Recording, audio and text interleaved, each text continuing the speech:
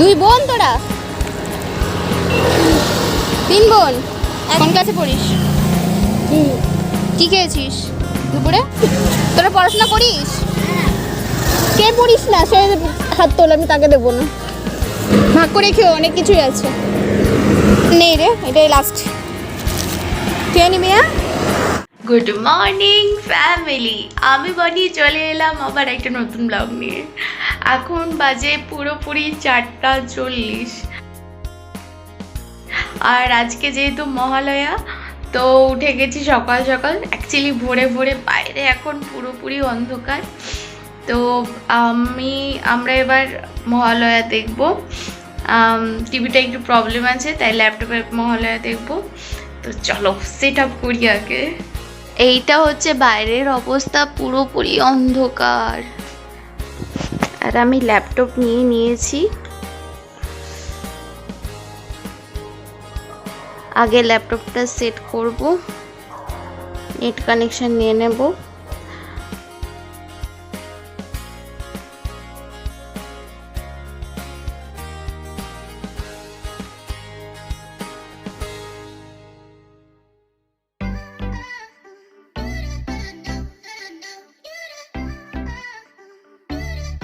তো যেহেতু ল্যাপটপে দেখবো, তাই আমাদের কাছে অপশনই ছিল যে মানে 6টা 7টা যখন উঠে দেখলেই হলো।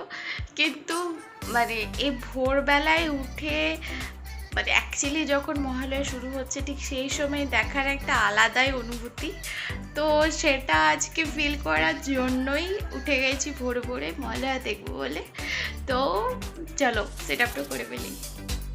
তো ল্যাপটপটা সেট করব মায়ের রুমে। তো মায়ের রুমে টি টেবিলটা নিয়ে নিলাম, টি টেবিলের উপরে ল্যাপটপটা রেখে দিলাম। মা ওইদিকে ঘুমোচ্ছে, আস্তে আস্তে সব কাজ করছে যাতে মা ঘুম থেকে না উঠে যায়। যতক্ষণ ঘুমাক ততক্ষণই ভালো। একদম মানে মহালয়াটা স্টার্ট হবে, আমি সাউন্ডটা বাড়িয়ে দেবো আর মা সেই সাউন্ডটা শুনে উঠুক, সেটা আমি চাই। তো চলো তাড়াতাড়ি সেট করে নিই। তো ব্যাপার যেটা হলো সেটা হচ্ছে স্টার জলসা আমি সার্চ করলাম, কিন্তু স্টার জলসাতে মানে হটস্টারে হটস্টারে সার্চ করলাম, হটস্টারে এখনও দেয়নি। মানে 5টা বেজে গেছে তারপরেও হটস্টারে দেয়নি। তো আমার কাছে সাবস্ক্রিপশন ছিল জি5-এর। তো আমি শেষ পর্যন্ত জি5-এই লগ ইন করলাম, লগ ইন করে তারপরে জি5-এই দেখলাম। মানে জি টিভিতে যেই মহালয়াটা হয়েছে সেটাই দেখেছি। স্টার জলসা যেটা হয়েছে সেটা দেখতে পাইনি, কারণ হটস্টারে দেয়নি।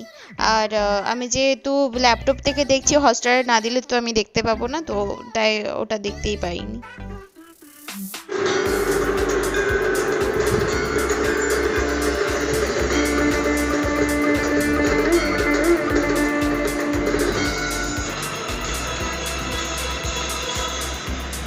মাতে যে কাহিনী এতক্ষণ শুনলাম তাতে তো তারকাসুরের নিধন হলো না। এখন 6:30 বাজে। আর মহালয়া দেখতে দেখতে যার এত এক্সাইটমেন্ট, মা সে ঘুমিয়ে গেছে, 6:30 বাজে। আর আমি চলে এসেছি আমার ঘরে, একটু ঘুমিয়ে যাব, ঘুম পাচ্ছে। হয়তো আধ ঘন্টা 1 ঘন্টার একটা ন্যাপ নেব। আর আমি ল্যাপটপে এখন চালিয়ে দিয়েছি বীরেন্দ্র কৃষ্ণ ভদ্রের যে স্তোত্র, সেটা। তো সেটা বাজুক, মা যেহেতু ঘুমিয়ে গেছে আর কে দেখবে, আর আমারও বোর লাগছে। অ্যাকচুয়ালি জি বাংলা ছাড়া অন্য কোথাও দেখা যাচ্ছে না, মানে স্টার জলসায় মানে হটস্টারে এখনও দেয়নি, তো তাই ওটা দেখা যাচ্ছে না। তো জি বাংলা দেখতে দেখতে বোর লাগছে। তার থেকে ওই স্তোত্রটাই হোক, ওই ঘরে চলছে, আমি ঘরে ঘুমিয়ে ঘুমিয়ে শুনতে পাবো, মানে শুয়ে শুয়ে শুনতে পাবো।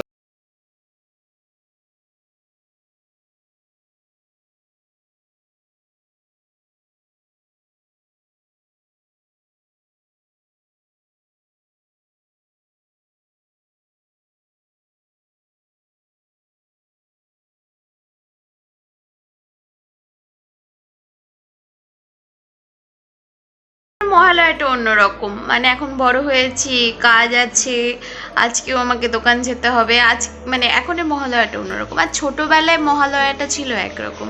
মানে আমার কাছে ছোটোবেলায় মহালয়া মানে প্রত্যেক মহালয়ে আমি যেহেতু নাচ শিখতাম, প্রত্যেক মহালয়ে আমাদের প্রোগ্রাম থাকতো। তো আজকে ভোর ভোরে উঠে মহালয়া দেখে তারপরে নাচের স্কুলে ছুটতে হতো সকালবেলার দিকে। মানে কার কি ড্রেস হবে না হবে ম্যাডাম সব ওগুলো ডিসাইড করে দিত। তারপরে একবার লাস্ট টাইমের জন্য একবার রিহার্সাল হতো, দিয়ে আবার ওই 4:30টার দিকে আমরা চলে যেতাম বিকেলবেলায়, কারণ আমাদের ওই সন্ধেবেলা থেকে প্রোগ্রাম। তো এইসবই চলতো। তো ছোটোবেলায় মহালয়াটা একদম ডিফারেন্ট, মানে কাশ কাশ কাশ কাশ ওইটা তুলে ধরতে পারতাম, মানে ওটা অনেক সুন্দর ছিল। তো যাই হোক, এখন বড় হয়ে গেছি, লাইফ চেঞ্জ হয়ে গেছে। এখনও ঠিক আছে, জীবনের প্রত্যেকটা সময়ই তুমি চাইলে তোমার নিজের মতো কাটাতে পারো, এনজয় করতে পারো। তো এখন এটা এনজয় করি, এখন বড় হয়ে গেছি, লাইফ চেঞ্জ হয়ে গেছে, তো এখন এটা এনজয় করি। এখন আমি দোকানে চলে এসেছি, দেখতেই পাচ্ছ আমি খাচ্ছি এখন। খিদে পেয়েছে ভীষণ জোরে, কিছু কাজ ছিল দোকানে, করে টোরে এখন খাচ্ছি। খেয়ে এবার আমি যাব একটা জায়গায়। আমি বহুদিন ধরেই ভেবেছি কিছু মানুষকে আমার সামর্থ্য অনুযায়ী আমি কিছু খাবার দেব, কিন্তু কবে দেব, কবে সময় বের করে যেতে পারবো সেটাই আর কি, মানে কোনো প্ল্যানিং ছিল না। তো আমি আজকে মানে একা একা তো সব কিছু করা সম্ভব না। তো আমি আমার কয়েকটা বন্ধুকে বললাম, তারা সময় দিতে পারেনি। তবে ভালো কিছু করার থাকলে সেটা ঠিক মন থেকে চাইলে সেটা ঠিক করা হয়েই যায়। তো অবশেষে আমার এক বন্ধুকে পেলাম, 6 বছর পরে বন্ধুটার সাথে আমার কথা হয়। ওকে একবার বলতেই সে রাজি হয়ে গেল আর আমার সাথে মানে আমার হেল্প করার জন্য চললো। বলছি দাদা লুচি হবে? বলছি লুচি হবে? তরকারি ছাড়া 30 টাকা?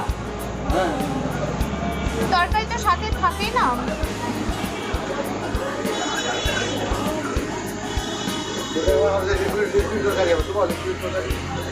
মানে লুচি খাওয়া যাবে, মানে ডালপুরি খাওয়া যাবে যদি?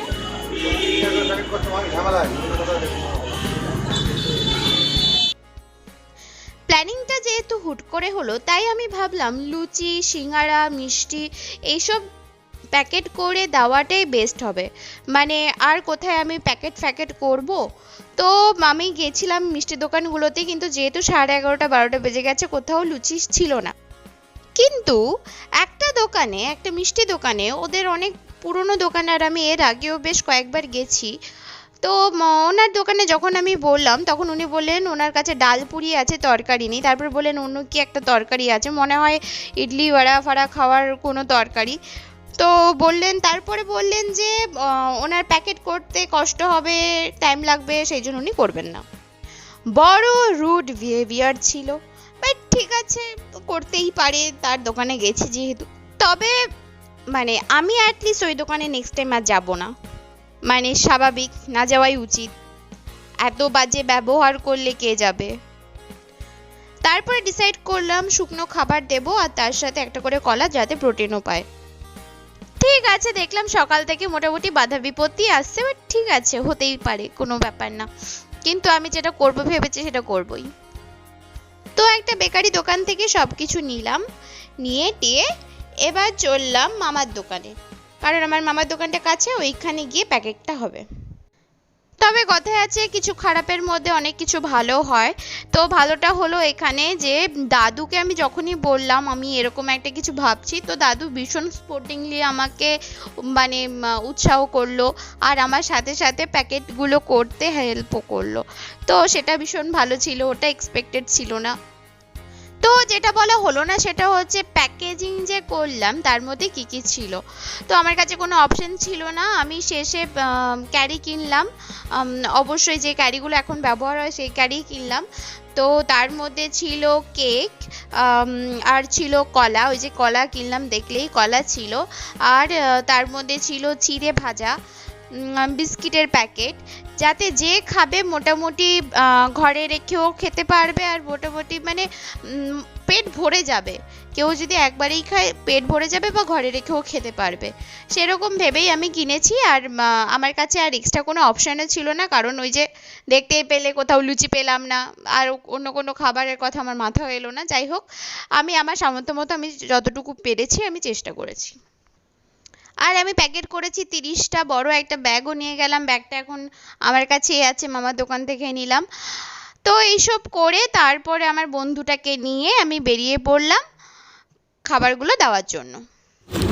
বাড়ি কোথায়? খেয়েছো?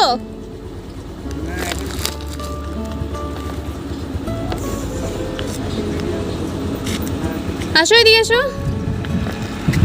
এই নাও কিছু খাবার আছে, খাবে?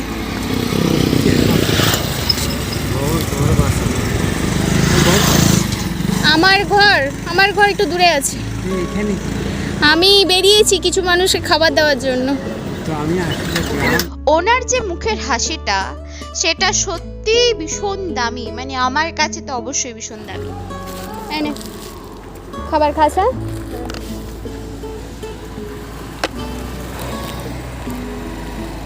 দুই বোন তোরা? 3 বোন? একবারই 3 বোন? বাহ, 3জনকেই দেবো, খাবি কিন্তু। হ্যাঁ নাও খাবার, খাবার আছে, খাবে? হ্যাঁ খাবে। এনে ধর, এটার মধ্যে কিছু বিস্কিট আছে, চার আছে, তোর চিরা টিরা আছে, খাবি? হ্যাঁ ঠিক আছে। আর কেউ আছে তোর বন্ধু টন্ধু? ডাক তাহলে। বহুবার কথা দিয়েছি রোজ রোজ ব্লগ করব, প্রতিদিন ব্লগ আসবে, কিন্তু ফাইনালি হয়নি। তারপরে ভাবলাম ঠিক আছে, প্রথম থেকে যেরকম শুরু করেছি সেরকমই করি, শুধু স্পেশাল মুমেন্টগুলো তুলে ধরি। তো আজকে আমার জন্য ভীষণ স্পেশাল ডে, মানে আমি জানি না কতদূর কি করতে পেরেছি, আমি কিছুই করতে পারিনি অ্যাকচুয়ালি। হয়তো তাদের একবেলার হয়তো খাবার আমি জোগাড় করে দিয়েছি, বা তাও নয়। তো এর থেকে স্পেশাল মুমেন্ট, স্পেশাল ডে আমার মানে জীবনে আর কিছুই হতে পারে না বলে আমার মনে হয়, তাই এটাতে আমাকে ব্লগ করতেই হতো। মানে খুব ভালো হতো যদি ভিডিওটা অন্য কেউ করে দিতে পারতো, কিন্তু যেহেতু আমার সাথে যে গেছে সেই বন্ধুটাও একটা গাড়ি নিয়ে গেছে, তো এটা সম্ভব হয়নি। তো হ্যাঁ, মানে আমি ভেরি মাচ হ্যাপি। আমার এই ব্লগটা কজন দেখবে বা আদৌ দেখবে কিনা সেটা নিয়ে সত্যি আমার এখন কোনো মাথা ব্যথা নেই, কারণ এই ব্লগটা আমি আমার নিজের জন্য ইউটিউবে রেখে দিলাম। কোনো একদিন আরও 10-15 বছর পরে যখন আমারও বয়স হয়ে যাবে, হয়তো যেদিন আমি মানে কোনো একদিন যেদিন আমি বুড়ো হয়ে যাব, সেদিন এই ব্লগটা দেখে আমার নিজের ভীষণ ভালো লাগবে। কিছু খাবার আছে, ঠিক আছে, টাকা পয়সা নয়।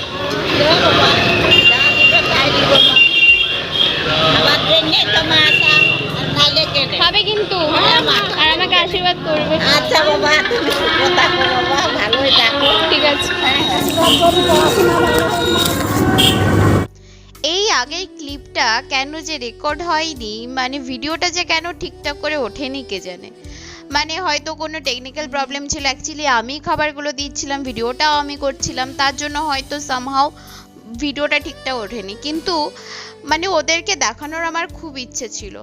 কত রকম মানুষ দেখেছি আজকে রাস্তায় বেরিয়ে, কিন্তু ওদের মধ্যে এত আন্তরিকতা ছিল, মানে ওরা যে আমাকে আশীর্বাদ দিচ্ছিলেন, মানে মনে হচ্ছে যেন আমারই বাড়ির দিদা ঠাকুমা আমাকে আশীর্বাদ দিচ্ছে। সুন্দর করে বলল যে তোমার পড়াশোনা ভালো হোক, তুমি সুখে থেকো, মানে দারুণ লেগেছে। মানে আমার যে কি ভালো লেগেছে ওদের কথাগুলো শুনলে, সেটা মানে আমি প্রকাশ করে মানে বোঝাতেই পারবো না। আবার কিছু কিছু মানুষ দেখলাম যাদের খাবার দরকার নেই, অথচ পেটে হয়তো খাবার নেই, পয়সা দরকার, কিন্তু আমি পয়সা টয়সা দেওয়া একদমই পছন্দ করি না। তোমাকে তো খাবার দিচ্ছি, খাও না। আচ্ছা ঠিক আছে, পয়সা দেবো না, ছেলে খাবার দেবো। একটা ভিডিও করব, এটা হচ্ছে তোর সাথে আমার ক বছর পরে দেখা হয়েছে, তুই বল। 6 বছর। এই 6 বছর পরে তোকে আমি শুধু একটা কল করেছি আর তুই চলে এসেছিস, তার জন্য থ্যাংক ইউ। আজকে তুই না থাকলে হতো না, মানে সকাল থেকে ওই 12টার পর থেকে 3টে বাজে তুই আমার সাথে জাস্ট খেটে যাচ্ছিস। থ্যাংক ইউ সো মাচ ভাই, থ্যাংক ইউ সো মাচ। শুভ মহালয়া সারাদিনে যেটা বলা হয়নি, আজকে মাতৃপক্ষ শুরু আর পিতৃপক্ষ শেষ। আজকে অনেকেই তর্পণ করে, পূর্বপুরুষের নামে জল দেয়। তো ওই একটা চিন্তা ভাবনা থেকেও বলা যায় যে আমি এই উদ্যোগটা নিয়েছি। যাই হোক, যাদের মনে প্রশ্ন আসছে আমি কেন ভিডিও করেছি, ভিডিও করে কেন ব্লগ করেছি, ব্লগ করার কারণ একটাই কারণ, আমি প্রথমেই বলেছি আজকের মতো স্পেশাল ডে আমার কাছে আর কিচ্ছু হতে পারে না। তো তাই এটা আমাকে স্টোর করে রাখতেই হতো। আর এটা আমি নিজের জন্য অ্যাকচুয়ালি সব থেকে বড় যেই কারণ সেটা হচ্ছে আমি নিজের জন্য এটা, যেহেতু আমার একটা ইউটিউব চ্যানেলই আছে, তাই আমি নিজের জন্য এটা করে রাখলাম, যাতে মানে পরে আমি সেটা দেখতে পারি যখন আমার বয়স হয়ে যাবে বা আরও কিছুদিন পরে যখন আমি আরেকটু বড় হয়ে যাব, তখন যাতে এই স্মৃতিগুলো আমার কাছে থেকে যায়, সেই জন্য ভিডিও করা, আর অন্য কোনো কারণ নেই। তো যাই হোক, আজকে এতটাই। যা ভালো লাগুক খারাপ লাগুক প্লিজ জানিও, লাইক করো, কমেন্ট করো, শেয়ার করো, আর অবশ্যই সাবস্ক্রাইব করো। কিন্তু শেষ করার আগে কিছু কথা বলার আছে, সেটা হচ্ছে আজকের মানে সারাদিন তো দেখলেই কিভাবে কাটলো। যাদের জন্য মানে আমি একটু হলেও কিছু করতে পেরেছি তারা হচ্ছে প্রথমত আমার ওই বন্ধুটা, ওর সাথে 6 বছর হয়ে গেছে আমার কোনো কন্ট্যাক্ট নেই, মাঝে সাঝে হয়তো কিরে কেমন আছিস ভালো আছিস এরকমই কথাবার্তা হয়। সেই বন্ধুটা একটা কলে আমি যখন বললাম ভাই আমার এরকম কিছু একটা চিন্তাভাবনা আছে, তুই কি আমার সাথে যেতে পারবি, এক কথায় বললো হ্যাঁ যাব। তো thank you so much Saikat. আর দাদুকেও থ্যাংক ইউ, মানে না বললে অসম্পূর্ণ হয়ে যাবে, কারণ সব প্যাকেটগুলো আমি আর দাদু মিলে করলাম, তো ভীষণ পরিমাণে একটা সাপোর্ট পেলাম। আর papa thank you so much. তো থ্যাংক ইউ। আর অবশ্যই মা আজকে মানে এত মানে যার কাছ থেকে আমার এই শুভ চিন্তা এসছে সেটা হচ্ছে আমার মা। তো অবশ্যই মাকে তো থ্যাংক ইউ বলা যায় না, I love you so much.